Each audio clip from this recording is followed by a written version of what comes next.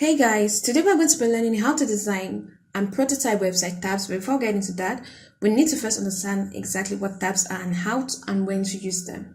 So website tabs are navigational elements that are used to organize content within a single page, and it allows users to be able to switch between different sections of views without having to reload the page or redirecting them to a new page. Now, as a user experience designer, you'll find yourself using tabs if you want to present related information, making sure that this information is easily accessible and well organized. So what are characteristics of tabs? So a good tab should be clearly labeled. It should make it easy for users to understand the different sections. It should also make it easy for them to navigate the different content areas.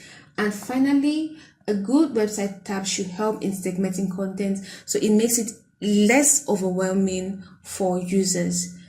The next thing we need to understand is when to use tabs, because it's not in every instance that tabs are going to be useful. So if you have a project and you have multiple categories of content that are related and you need to separate them for clarity, then you should be going for tabs. So for example, a product page may have a tab for description, for reviews, for frequently asked questions, and for specification.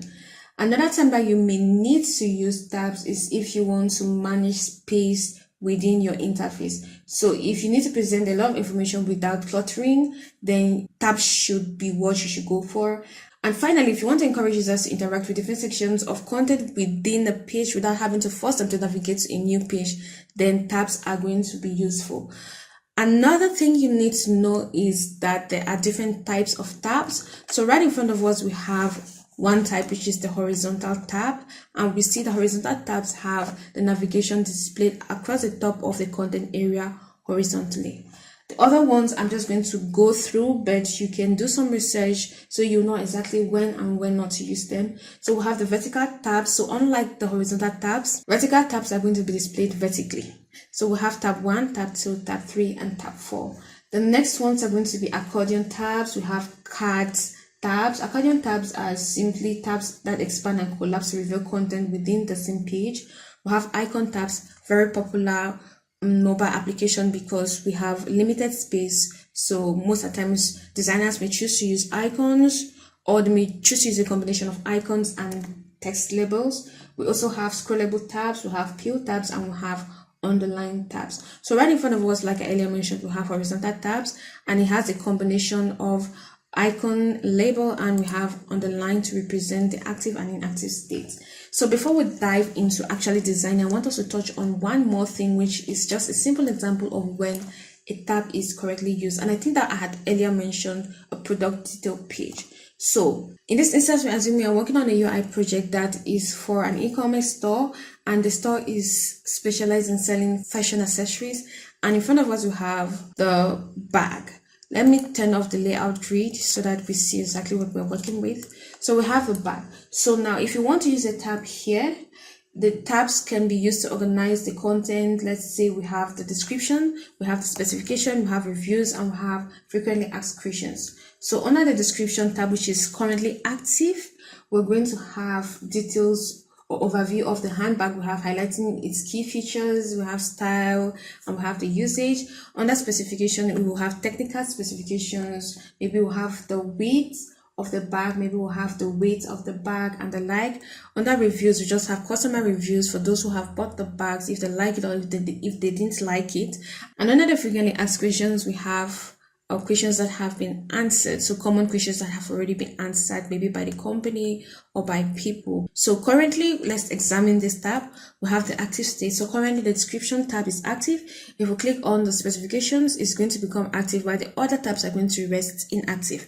The same thing for the review and the frequently asked question tab. So this is a very clear example of when to use tabs within a page. So imagine if you had to create different pages for all of this, it's just going to make it difficult for the user to navigate. And now that we have related information, we have just presented them in an organized manner, all within the same page. So we have now understood the concept of tabs. Now we need to start designing our tabs. So we have the active state currently, and we have the inactive state. So those are two states we have to work on first. So our first thing we're going to do is to duplicate this, because I want to use this as a point of reference. We're just going to delete this part because we are not going to be needing it. I'm going to leave the heading.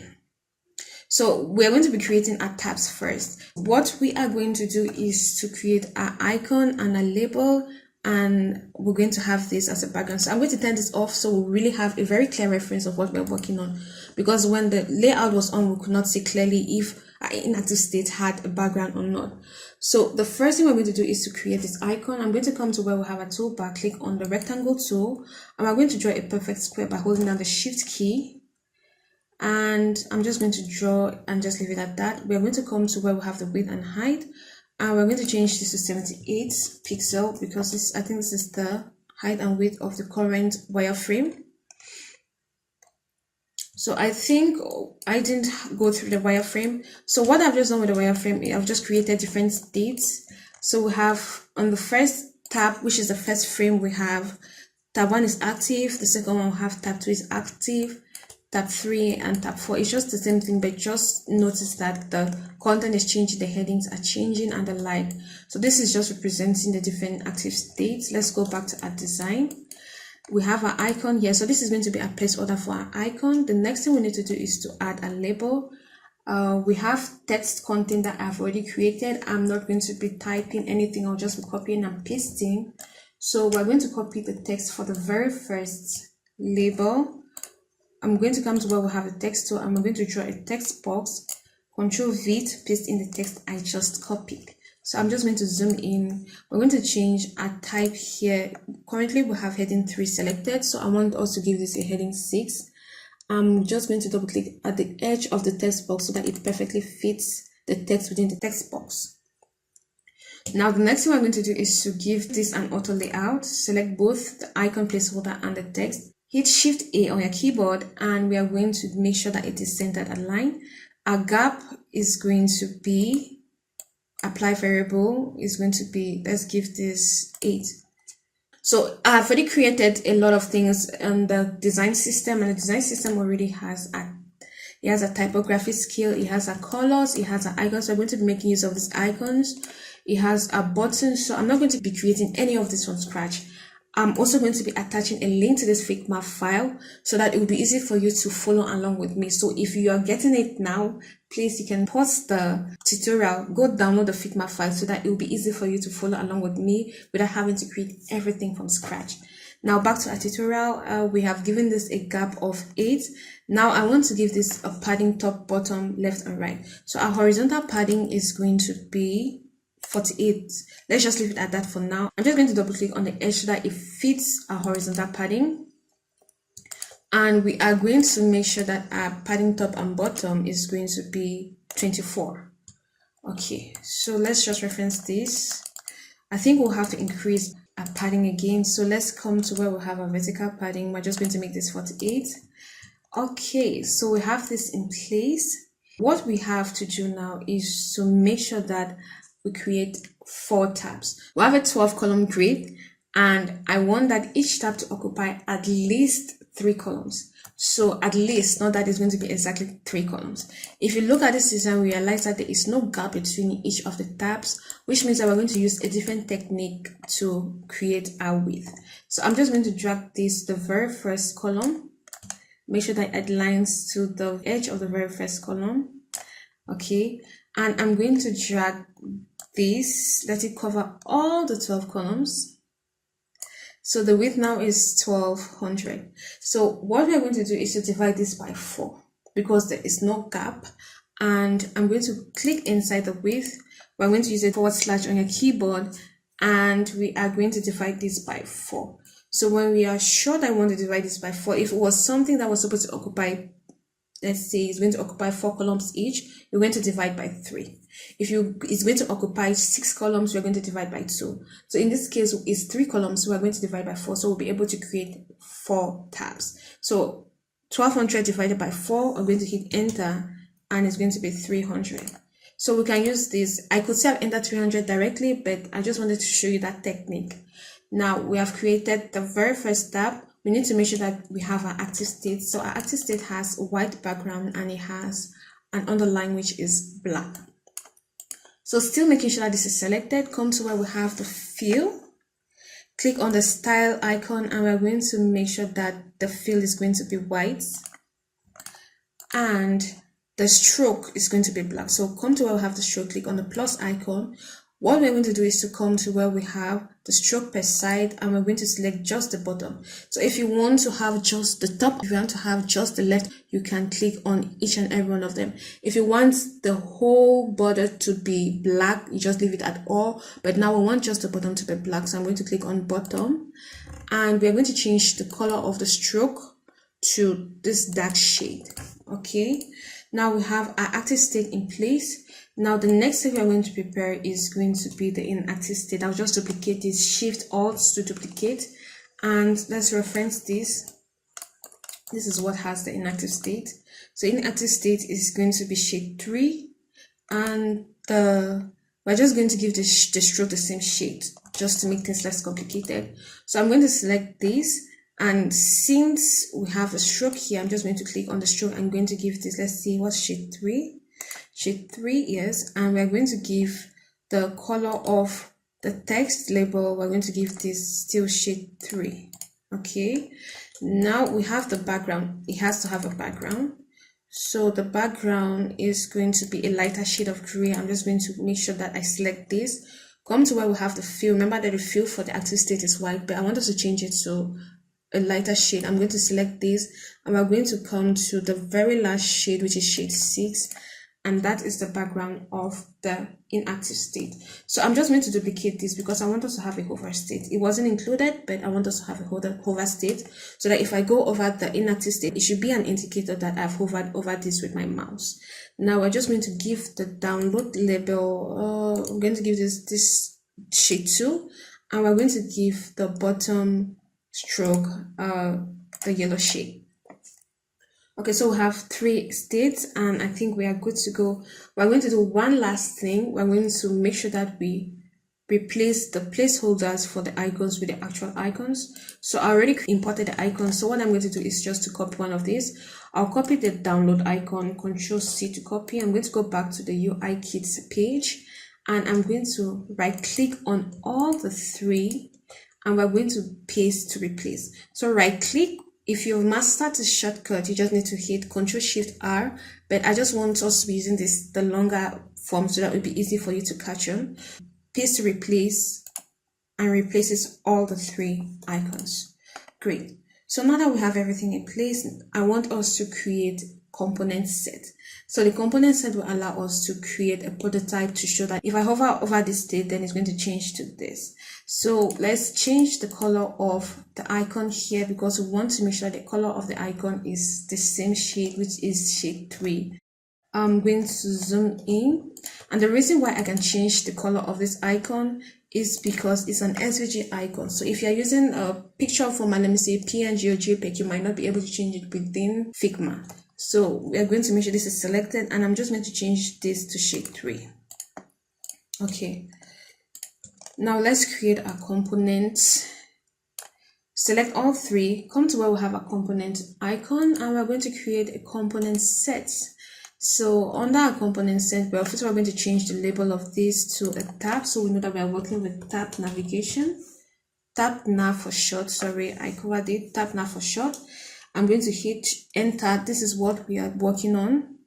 Enter to change it. And now we're going to change the state, or we're going to create a state. So make sure that the first state is selected. And we're first of all going to change the property name to state. So our first state is going to be the active state.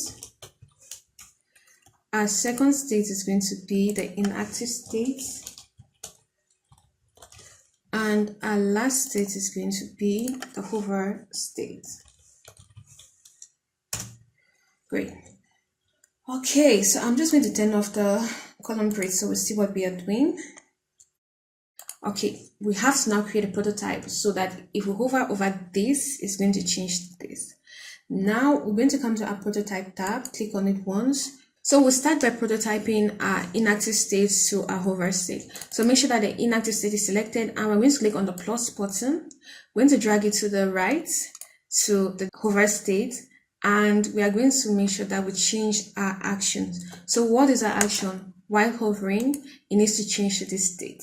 And that's all. We don't need to bother about that anymore. I want us to test this out before we move to our next stage. So I'm just going to bring this Alt to duplicate, and we are going to hit the preview key to see if our hover state is working. Okay, so if I hover over this, it changes to this. If I hover over this, it changes to the hover state. So I think this is fine. Now that we have our tab in place, I think we are missing something. We need to create one more thing in our prototype, and that is going to be our text property. So select the label, shift to select all, control shift to select all the labels, and we are going to come to where we have our text property. We're going to create a text property, and our name is just going to be content. You can still leave it at text, it doesn't matter. So it's going to make it dynamic so that if we want to change from one state to the next, the text is going to be the same across all the states. So when we are done, we're going to click on create property. Now that we're done with that, I'm going to shift this component set away from our frame, and we're going to start working on creating all the other tabs. Now we need to turn back our layout grid on. I'm going to start with, I'm going to continue to the next tab. Alt shift to duplicate, and I'm just going to select both and duplicate. So it creates all our 4 tabs, and we are going to start changing the labels and the icons for each of this. Let me zoom in so we see exactly what we're working with. I'm going to turn off the layout grid for now again. So we're going to start with download. We're already good with download, but we need to make sure download is currently active. Okay, so the next tab is going to be sign up. Remember, we're copying and pasting. It's going to be sign up, and we have browse, paste the match style, and we have purchase. So that is it. We now need to change the icons to match each and every one of the labels. So for sign up, let's see, we're going to come to where we have a swap instance. I'm going to just click and enter sign up. For browse, we're going to enter browse, select the icon, and the last one is going to be purchase. So I'm going to enter buy just because I remember that is the name I give the icon. So if it was something else, I would have selected or entered purchase. Okay, so this is just simply describing how to use the app. So you download, you sign up, you browse, and you purchase. Straightforward. So we have our tab navigation in place. I'm going to select all 4, hit Shift A to create an auto layout, and we need to make sure that our gaps between each tab is going to remain at 0. We're not going to change the padding, we're not going to change the horizontal or vertical padding. Now that we have that in place, we need to look at our wireframe again to see what we have to do. We need to add an image, and we need to add a heading and text. Let's look at this. Also have a button here. Okay, so I'm going to turn on our layout grid again so we can create this. So for our image is going to occupy, let's see, it's going to occupy 4 columns. I'm just holding down Shift to create a perfect square. I'm going to bring this down a little bit, and we're going to leave out the very first column and the very last column. So first column and last column are not going to be occupied. The next thing we need to do is to bring in the text. Let's see, we have the heading, we have description, and we have the button. Okay, so I'm just going to copy and paste, download. For the text, I'm going to come to the toolbar, select the text tool, and I'm going to draw a text box that occupies 5 columns. Control V to paste, and we are going to change the heading to heading 5, making sure that we align it to the left. Okay, now that we are done, I'm just going to double click at the edge so that it fits the text within the text box. We're going to copy the other texts. Let's see, copy, Control C to copy, and I'm going to duplicate this and Control V to paste in the text, but we need to change the type. So the type is going to change from a heading to a paragraph. Making sure that this is selected, we're going to come and select the paragraph text. Okay, so the last thing we need to bring in is the button, and we're going to come to where we have the asset tab, click on it, and I'm going to type in button because we already created buttons and the buttons are in our component library. So if you haven't watched a tutorial on how to create buttons, please reference that and learn how to create buttons. So we are going to change this to a primary button because I want it to be black, and we are going to type this time around. Let me not be lazy and copy and paste. We have download today, so I'm just going to type in download today. Okay, so I think that we are good with our content. I'm going to start adding auto layout. So we're going to select the heading and the description, hit Shift A to give this an auto layout, and our gap is going to be 16. Let's see, is that gap too wide? Yes, I think it's too wide. Even just looking at it, I'm just going to give it 8, and we're going to select both the button and the first section, Shift A, and we're going to give this a gap of 56. Okay, so this is good. Let's reference this again. We need to make sure that the background is changed to the same shade for the inactive state. So I'm going to select this section and select the image, hit Shift A, and we are going to start adding paddings. So our padding top and bottom, let's forget about this, but let's just make sure that it's going to give an auto layout of auto. So I'm going to give this a padding top and bottom of, let's see, 56, and let's say that our padding left and right is going to be, let's say, 80. Okay, so I'll just adjust this and adjust this. Okay, so I think that was a very bad idea to give this an auto layout of auto, so I'm just going to give this a center. Yep, so it remains the way it is, and I'm going to bring this up so that it hits the very edge of a navigation. Okay, so let's reference this. I think it looks good for now. There's one thing that we need to do. I want the bottom to match this, so the bottom padding needs to change. So let's zoom in, making sure that this is selected. Come to where we have our vertical padding, and we're going to hit individual padding, and we're going to give this a bottom padding of 96. It's still small. Let's give it 120. Okay, so this is fine. 120 is fine. I'm going to turn off the layout grid so we see exactly what we are doing. So our fill now is going to change to this. So our fill is going to come to, make sure that you click on the style icon, and we're going to give this a fill of the last shade, which is shade 6. Okay, so I think we have our content in place, and we are going to bring in the image that is going to be replacing this box, because this is a placeholder for now. So make sure that the box is selected. Come to where we have fill. We're going to click inside the color fill, and we're going to select the image. So we're going to browse to bring in the image. So click on choose image, and we're going to go back to our images page. So we are currently on the download page. So we're going to choose download, and when you select the download, click on open. So it replaces that image, and I think that we are good to go. This is exactly how a tab is supposed to work. Okay, so we have created our very first tab. So we now need to create our active states for tab 2, tab 3, and tab 4. I'm just going to bring this down. I don't think that this is even going to be useful anymore, so I'm just going to delete it rather. So make sure that the navigation is selected. Make sure that the bottom content area is selected. I'm going to hit Shift A again. I'm making sure that the gap remains at 0.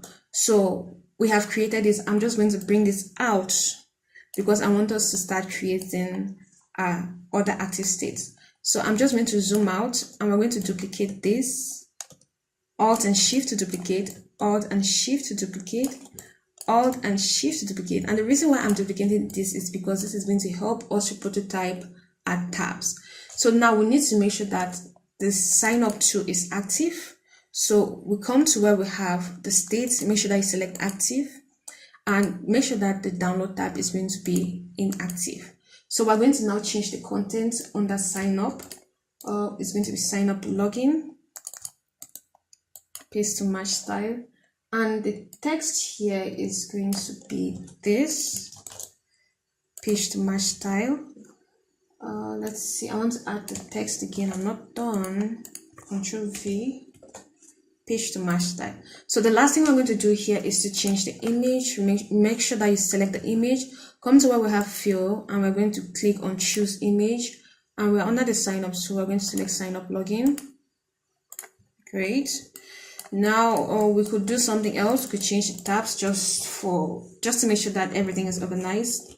I'm going to call this download. I'm going to call this sign up, call this browse, and call this purchase.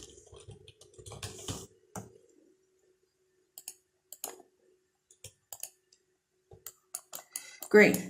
Now I think we are done with the sign up tab. Let's go to the next tab. We need to make sure browse is active. Now make sure that browse is selected. Come to where we have a state. So I'm going to select active. Make sure that download is inactive, and we need to change the information here. So this time around, we're going to start with image. Click on the fill, choose image. We're going to do the same thing. We're under browse, so browse, and we're going to change the text.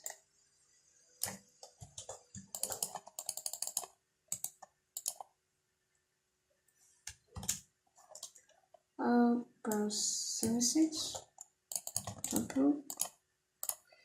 Great. So I think we are done with browse. The next and the last one is going to be purchase. We're going to do exactly the same thing. Choose image, buy, and we are going to call this purchase. Purchase a service. I'm going to change the text to that. Okay.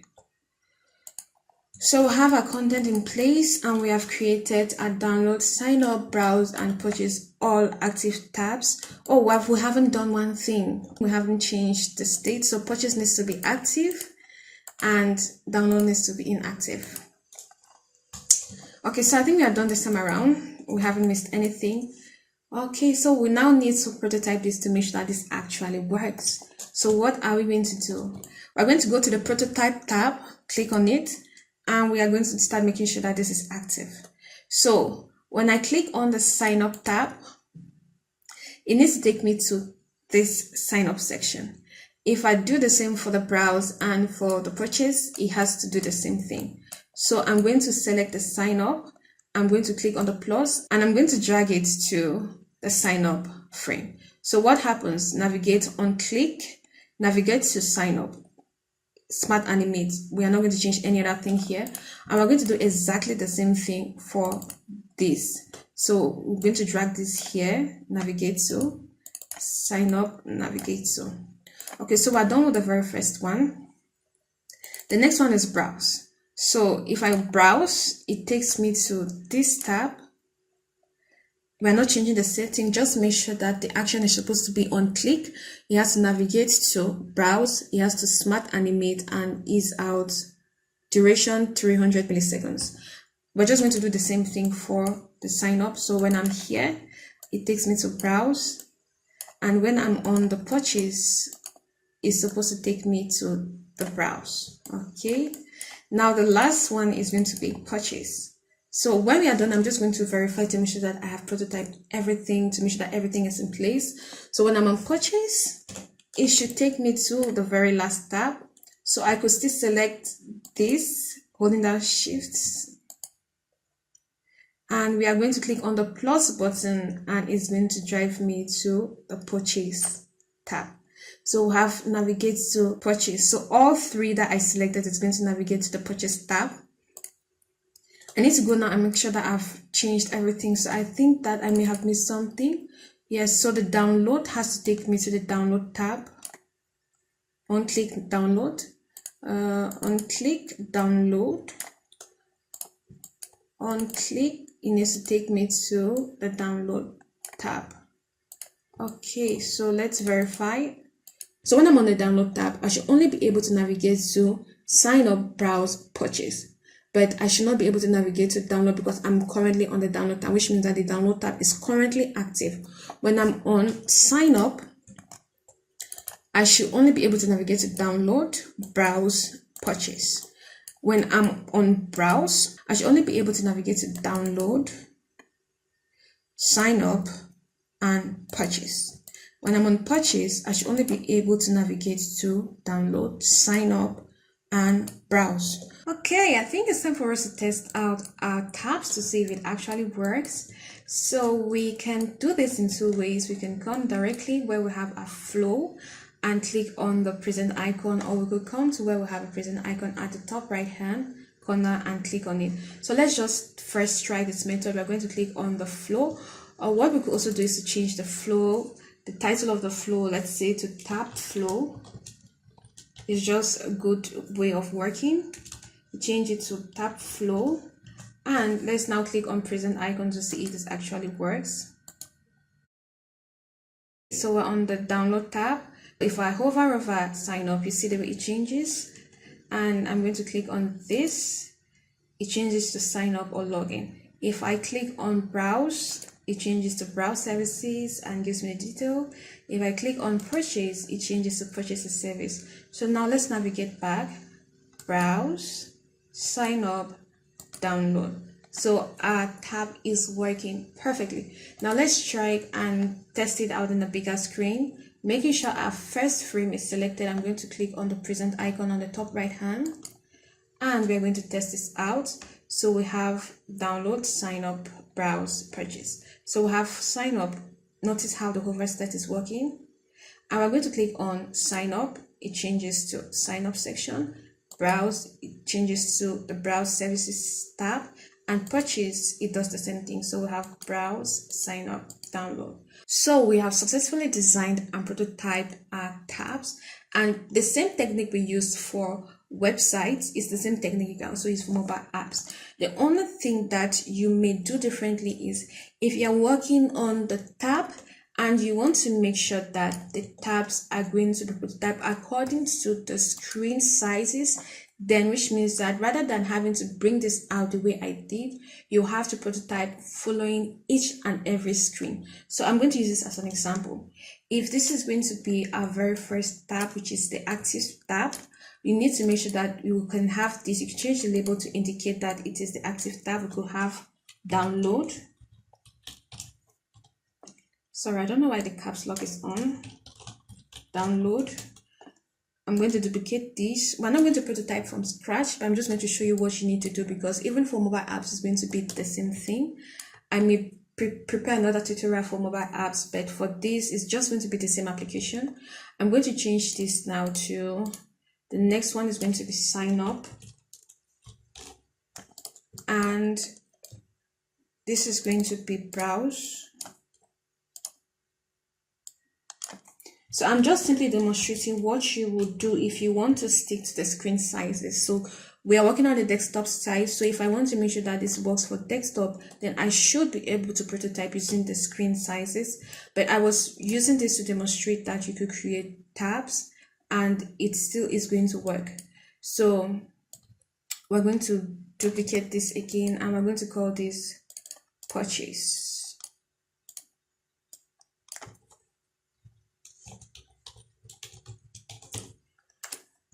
Okay, so I'm just going to replace this. There's definitely going to be an issue because all of this is already prototype. But remember, this is only if you want to prototype using the screen sizes. So we want to replace the sign up with this. I'm just going to duplicate this. I want to take off all the connections I have to all the other screens so that it would not redirect to the screens. And I'm going to Ctrl X and replace this with sign up. This is going to be browse. I'll just duplicate this again and delete, and delete, so that there is no connection with that. And we're going to come here, we're going to replace this with the browse tab, and the final one is going to be purchase. I'll just duplicate like I did to the last ones. I want to just delete all the connections or the links I have with the other pages. and I'm going to replace the last tab with this. Okay, so I want to show you why I needed to do this. What I'm going to do is to copy download and replace it with this very first one, so you see what happens. So if I want to preview this, I'm going to click on present. If I click on sign up, it's going to redirect to the original prototype that I created, but that is not what I want. I want to be able to use this for each of the screen sizes. So I'm just going to undo this so that we are not going to have any connections to this. And when we click on this, we are seeing that there's no connection. So if you want to make sure that this works on just screens, I'm going to make sure that sign up is selected and drag it to the sign up frame. Navigate to the same thing like the other one. I'm going to come to sign up and click, drag it, click and drag. So I'm just going to do this very fast so that we don't waste so much time. Browse, and under purchase, and you just need to make sure that I haven't missed something. Under download,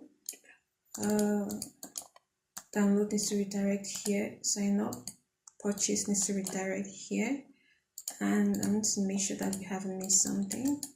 Purchase needs to take us to the last one, browse takes us here, sign up stays, and download takes us here.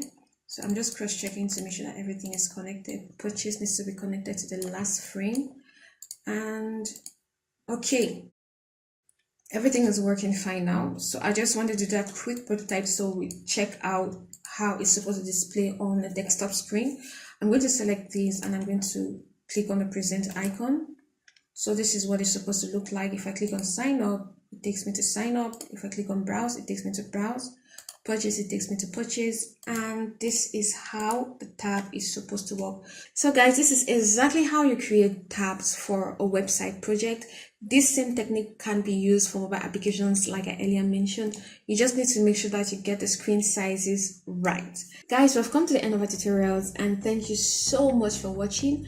If you have a question, if you have feedback, if you have anything to say about this tutorial, don't forget to visit the comment section, and if it's a question, I'm going to be there to answer them. If you haven't liked, if you haven't subscribed, guys, you are missing out because you have to catch up on the previous tutorials first, and you have to also subscribe so that you can see exactly what we're going to be working on in the future. So please, you need to subscribe. It's going to help to enhance your skills. If you already are skilled, it could serve as a point of reference. So guys, subscribe. Thank you so much for watching. Until next time, bye bye.